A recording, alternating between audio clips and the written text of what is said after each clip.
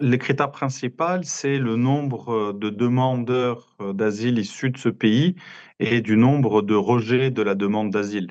On estime que, il y a un travail en amont qui a été fait par des pays membres de l'Union européenne qui rejettent en grande majorité, à plus de 80%, les demandes d'asile de ressortissants issus d'un pays. Et en fonction du nombre de demandes d'asile et surtout du pourcentage d'acceptation, on estime qu'un pays est sûr.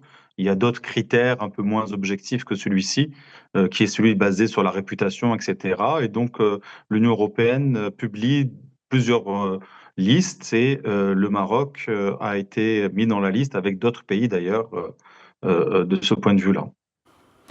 Les pays exclus de cette liste ont un bilan mitigé en termes de respect des droits de l'homme. Alors, ce qui n'est pas le cas du Maroc, je vous propose d'écouter l'explication de Mehdi Alioua.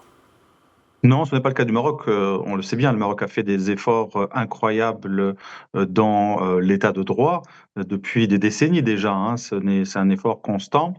Et c'est lié aussi au fait que même si dans tout pays, hein, même les pays qui sont censés être en haut, hein, du respect de la démocratie et des droits de l'homme, il y a toujours parfois des abus arbitraires, etc.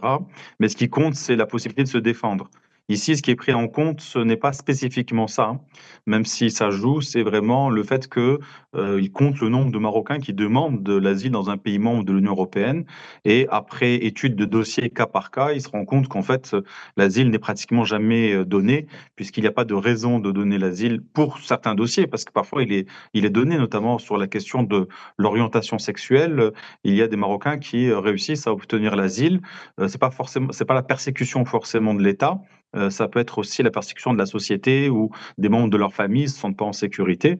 Il y a aussi des lois, hein, marocaines dans le code pénal qui condamnent, hein, certaines choses. Donc, il y a des Marocains qui réussissent parfois à obtenir l'asile dans un pays membre de l'Europe, mais c'est tellement rare que, au fond, pourquoi ne pas mettre ce pays dans les pays sûrs?